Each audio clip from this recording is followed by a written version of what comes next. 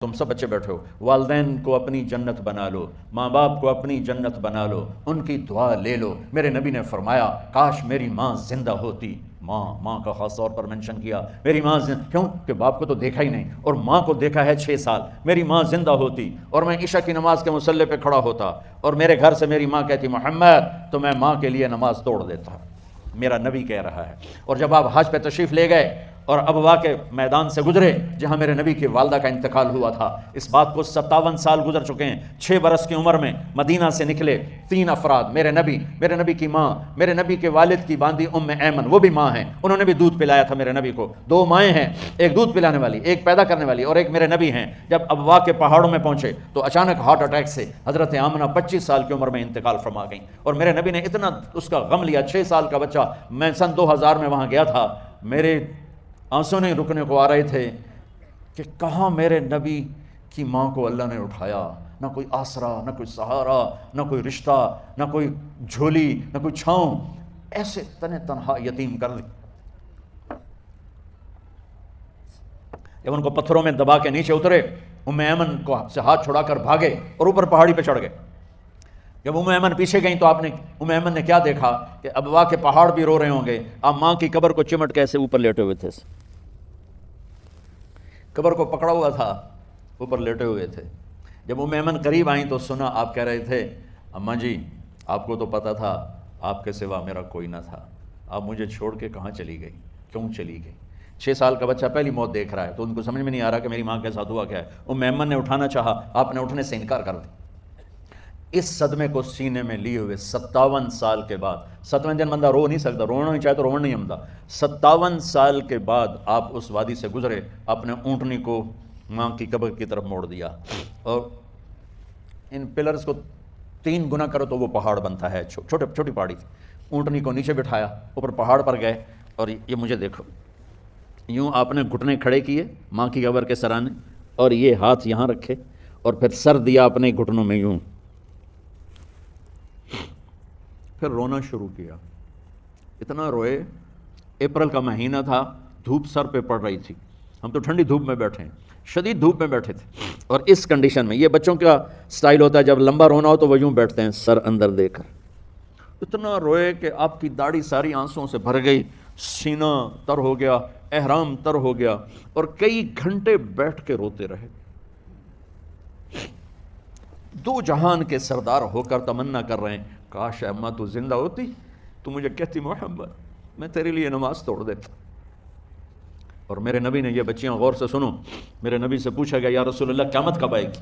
آپ نے فرمایا یہ تو اللہ کو پتہ ہے۔ انہوں نے کہا یا رسول اللہ کوئی نشانی بتا دیں، تو آپ نے فرمایا جب بچیاں ماؤں کو ذلیل کریں گی تو قیامت آ جائے، جب بیٹیاں ماؤں کے ساتھ بدتمیزی کریں گی اور ماؤں کو ذلیل کریں گی تو قیامت آ جائے گی۔ ایک ماں بیٹی کو میں بھول نہیں سکتا، ماں کے موٹے موٹے آنسو گر رہے تھے، اور بیٹی ماں سے کہہ رہی تھی بھوک نہیں، ہماری اپنی پنجابی زبان بھوک نہیں، اوئے ہوئے ہوئے ہوئے، یہ تو ہم نوکر کو کہتے ہوئے ڈرتے ہیں، وہ ماں سے کہہ رہی تھی بھوک نہیں، یعنی بکواس نہ کر، رو کے چپ، صرف آنسو اس کے گر رہے تھے ایسا۔ شاید وہ یاد کر رہی تھی کہ 9 مہینے کیسے اس کو میں نے پیٹ میں پالا، جنتے ہوئے کتنی تکلیفوں سے گزری، اور اس کو دودھ پلاتے ہوئے کتنی راتیں میں نے کاٹ کاٹ کے گزاریں، اور اس کے پیشاب دھوتے ہوئے کتنی دفعہ میں سردی میں ٹھٹھری، اور آج یہ مجھے کہہ رہی ہے بھوک نہیں۔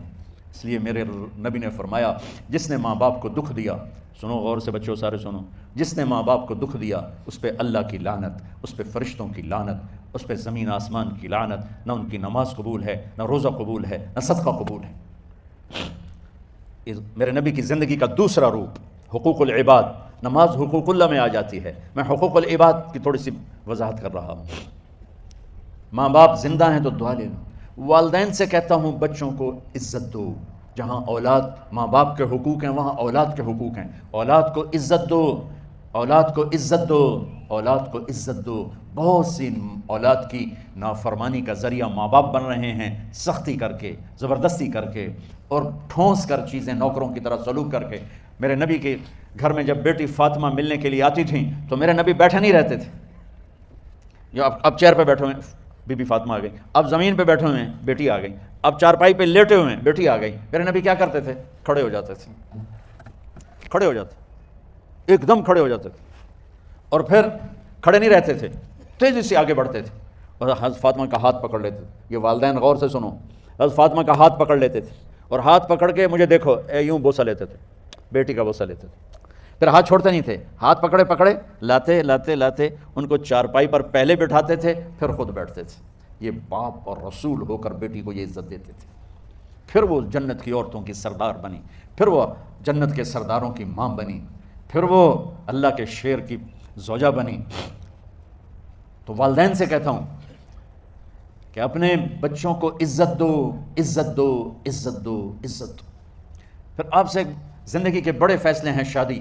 آپ لوگ اکٹھے پڑھتے ہو لڑکے لڑکیاں, اپنی شادی کے فیصلے خود نہ کرو, اپنے ماں باپ کے حوالے کرو. اس میں شرافت بھی ہے, اس میں برکت بھی ہے, اس میں رحمت بھی ہے, اور اس میں والدین کی دعائیں بھی ہیں. کورٹ میرج کو ہوا نہ دو. Boyfriend girlfriend culture ہمارا نہیں ہے.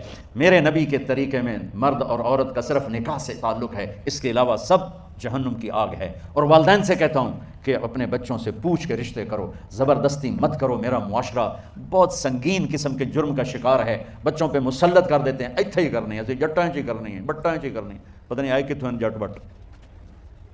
چلو تم ناراض نہ ہو, راجپوتائیں چی کرنی, میں راجپوتوں میں اپنی قوم کو بھی رگڑ دیتا ہوں, راجپوتائیں چی کرنی, اگاں کرنی ہی کوئی نہیں. یہ ظلم و ستم اولاد پہ مت کرو. اپنی بچی سے پوچھو, اگر بیٹی ہاں کرے تو پھر قدم اٹھاؤ. اگر بیٹی کہتے میں نہیں کرنا چاہتی تو وہ نافرمان نہیں ہے. اللہ کے واسطے میری سنو, صرف تم نہیں سن رہے, اس کیمرے سے لاکھوں کروڑوں لوگ سن رہے ہیں. اگر بیٹا یوں کہہ دے کہ ابا میں نے یہاں شادی نہیں کرنی, میرا جی نہیں چاہتا ہے, تو وہ بیٹا نافرمان نہیں ہے, فرما بردار ہے, اس نے شریعت کا حق استعمال کیا ہے. اب ایسا ظلم مت کرو کہ نہیں اتھے ہی کرنی ہے, اتنے گھروں نکل جا. زندگی تم نے تو نہیں گزارنی, زندگی تو بچے نے گزار. میں قربان جاؤں, ایک حدیث سنو پہلے, پھر اگلی بات سناتا ہوں. ما تزوجت وما زوجت الا بوحی من السماء نزل به جبریل. لوگو سنو, میں نے جہاں شادی کی, میں نے جہاں بیٹی کی شادی کی, پہلے آسمان سے جبریل فرشتہ اللہ کا حکم لے کر آیا, پھر میں نے قدم اٹھایا.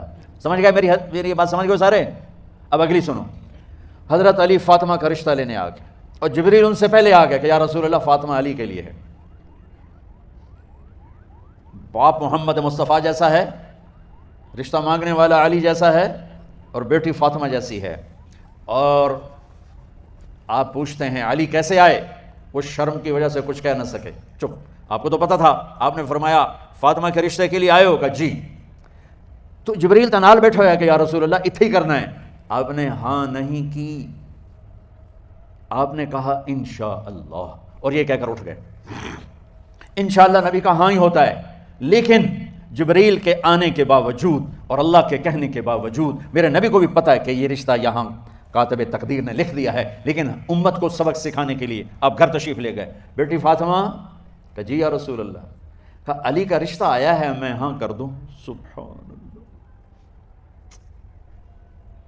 میں اپنے دیہاتی بچیوں پہ مجھے رونا آ گیا کہ جنہیں پتہ ہی نہیں ہوتا سانو کہیں دنال بندے پہ جانور ہے یا انسان ہے. علی جیسا داماد, چلو علی کو چھوڑو, فاطمہ کو چھوڑو, جبریل آیا بیٹھا ہے, جبریل آیا بیٹھا ہے. اس کے بعد فاطمہ سے پوچھنے کی کیا بات ہے؟ جبریل آ کر کہہ رہا یا رسول اللہ, اللہ کہہ رہا ہے فاطمہ علی کے لیے ہے اور علی فاطمہ کے لیے ہے, اور پھر آپ کہتے ہیں بیٹی فاطمہ ہاں کر دو.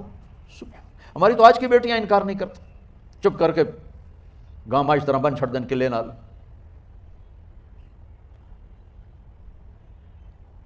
کوئی ان کے اندر کے جذبات کو سننے والا کوئی نہیں ہوتا, اپنی انانیت پر یہ فیصلے کرتے ہیں. اور میرا نبی کہہ رہا بیٹی ہاں کر دو. سبحان اللہ. آپ کا کیا خیال ہے, فاطمہ نے انکار کرنا تھا؟ یہ بیٹیاں نہیں انکار کرتی تو فاطمہ نے کہاں کرنا تھا؟ لیکن یہ سبق دینا تھا ان والدین کو جو نادانی کے فیصلے کر کے اولاد کو ہمیشہ ایک ٹھنڈی آگ میں دھکا دے دیتے ہیں. حضرت فاطمہ رضی اللہ تعالیٰ عنہا نے جب ہاں کی, پھر آپ باہر نکلے. اچھا مزے کا واقعہ ہو, حضرت علی اٹھ کے باہر نکلے تو صحابہ باہر کھڑے انتظار کر رہے تھے کہ کیا ہوا. حضرت علی کو بھیجنے والے تھے عبد الرحمن بن عوف. پہلے ابو بکر گئے تو آپ نے انکار کر دیا, عمر گئے رشتہ مانگا, آپ نے انکار کر دیا. عبد الرحمن بن عوف نے علی سے کہا آپ جائیں, آپ کا رشتہ رد نہیں ہوگا. کہنے لگے میرا تو ذاتی گھر بھی کوئی نہیں, مجھے کہاں سے رشتہ ملے گا, میں تو بالکل غریب ہوں. کہ نہیں تم جاؤ. تو واپس آتے انہوں نے عبد الرحمن بن عوف پہ چڑھائی کر دی. وہ کیا ہے نا, تو میں نے گلے آئی, انکار ہو گیا. تو صحابہ نے پوچھا کیا ہوا؟ کہا کچھ کہا ہی نہیں, چپ کر کے اٹھ گئے. تو عبد الرحمن بن عوف کہنے لگے کچھ بولے صحیح, تو بس اتنا کہا انشاءاللہ. کہا تو مبارک ہو, نبی کا انشاءاللہ ہاں ہوتا ہے. اچھا تو اتنے میں آپ باہر تشریف لے، کہا علی، جی لو بلاؤ، لوگوں کو بلاؤ. ساری مسجد بھر گئی، آپ کی ساری مسجد فل ہو گئی. اب ممبر پہ کھڑے ہوئے علی کو سامنے بٹھایا، کہا لوگو یہ جبریل میرے پاس اللہ کا پیغام لائے ہیں کہ میں فاطمہ بنت محمد کا نکاح علی بن ابی طالب کے ساتھ کر دوں. پھر آپ نے خطبہ پڑھا اور کہا کہ علی، ہائے ہائے ہائے، میں نے فاطمہ بنت محمد کو 400 درہم مہر کے عوض تیرے نکاح میں دیا، تو نے قبول کیا؟ حضرت علی نے زور سے نعرہ لگایا، میں نے قبول کیا، اور سجدے میں چلے گئے، اللہ کا شکر کا سجدہ ادا کیا. پھر میرے نبی نے وہیں سارے مجمع کو شہد کا شربت پلایا اور تازہ کھجوریں کھلائیں. اور پھر جب رخصتی ہوئی تو آپ نے حضرت علی سے فرمایا کہ آپ آ کے لے جاؤ. پھر آپ نے حضرت ام سلمہ، حضرت حفصہ اور جناب حضرت عائشہ رضی اللہ تعالیٰ عنہ، ان تینوں کو بلا کر فرمایا تمہیں پتہ ہے نا مجھے فاطمہ سے کتنا پیار ہے، تو تم فاطمہ کو دلہن بناؤ، اس کی تیاری کرواؤ، اسے دلہن بناؤ. تو ان تینوں نے حضرت فاطمہ کو دلہن بنایا. پھر آپ نے حضرت علی کو پیغام بھجوایا، وہ تشریف لائے، اپنی اونٹنی لے کر آئے، حضرت عقیل ساتھ ہے، سلمان فارسی ساتھ ہے، اور دروازے پر اونٹنی بٹھائی، آپ علی کو اندر لے گئے اور یوں فاطمہ کا ہاتھ پکڑ کے علی کے ہاتھ میں دے کر فرمایا علی تمہیں نبی کی بیٹی مبارک. سبحان. پھر آپ نے کہا میری بیٹی فاطمہ، مجھے اپنے خاندان میں جو سب سے زیادہ محبوب تھا میں نے تیرا ہاتھ اس کے ہاتھ میں دے دیا ہے. والدین سے کہتا ہوں اپنے نبی کی زندگی پڑھو. میرا درد ہے کہ ہماری ثقافت میں اسلام داخل نہیں ہوا، ہمارے عبادت میں اسلام آ گیا، بہت سارا مجمع مرد عورتوں کا نمازی ہے، حاجی ہے، عمرے کرتے ہیں، لیکن ثقافت میں نبوت کی جھلک دکھائی دے، ثقافت میں اللہ کا نبی دکھائی دے، وہ نہیں ہے. زندگی بیت گئی اس انتظار میں، مدت سے لگ رہی تھی لب بام ٹک ٹکی، تھک تھک کے گر گئی نگہ انتظار آج، پتہ نہیں کب صبح ہوگی. چلو کہتے تو جائیں مجھے ہے اگرچہ بت ہیں جماعت کی آستینوں میں، مجھے ہے حکم اذان لا الہ الا اللہ. والدین کے ذمہ ہے اولاد کو عزت دینا، ان کے سب سے بڑی خواہش میں ان کا احترام کرنا کہ زندگی انہوں نے گزارنی ہے، اور آپ کے ذمہ ہے والدین کے آگے سر جھکا دینا. اللہ کے واسطے کورٹ میرجز اور خفیہ شادیاں یہ نہ ہماری ثقافت ہے نہ یہ انسانیت ہے. ہمیشہ دکھ دردوں میں زندگی گزرتی ہے کہ اصل زندگی تو موت کے بعد آنے والی ہے. تو والدین پڑھیں شریعت کو، اولاد بھی پڑھے اپنے نبی کی زندگی کو. ایک شخص حضرت عمر کے پاس آیا ایک بیٹے کو لے کر، کہا امیر المومنین یہ میرا بیٹا بڑا نافرمان ہے اور مجھے بہت تنگ کرتا ہے. حضرت عمر کے پاس لاٹھی ہوتی تو انہوں نے یوں اٹھائی، وہ کہنے لگا حضور معافی دیا جائے، ایک میری گل سن لو. آپ نے فرمایا کیا؟ کہنے لگا ماں پیو دے بڑے حق ہیں، بالکل ٹھیک ہے، پر کوئی ساڈا حق بھی ہے ماں پیو تے؟ آپ نے کہا ہاں. ہاں. کہنے لگے ذرا وہ بتا دیں. کہا پہلا حق ہے اچھی ماں تلاش کرے، نیک عورت تلاش کرے. دوسرا حق یہ ہے نام اچھا رکھے. تیسرا حق یہ ہے اس کو قرآن کی تعلیم دے. کہا جی پھر سن لو حضرت جی، ایسا میرے پیو کو پوچھو اس حبشی عورت نال شادی کر کے مینوں حبشی ماں دیتی، انہوں کوئی عرب ماں ہی نہیں لتی. میرا پہلا حق اس مارا. دوسرا سن لو، اس نے میرا نام جولان رکھا ہے. جولان گندگی کے کیڑے کو کہتے، اس نے میرا نام جولان رکھا ہے. اور تری سن لو، اس آج تے میں نے قرآن دی شکل نہیں دکھائی. حضرت عمر ہوئی سوٹا ہو دے سر تے پھیر دے کہ پہلے تیری مالش کراں پھر ایدی کر سکتا. تو آج کے والدین بھی اپنی اولاد کے بارے میں بہت بہت بہت غافل ہیں. اور اولاد کا بھی حال یہی ہے، چونکہ ماں کیا ہے، باپ کیا ہے، اولاد کیا ہے، یہ شریعت، یہ قرآن بتاتا ہے، یہ میرے نبی کی زندگی بتاتی ہے.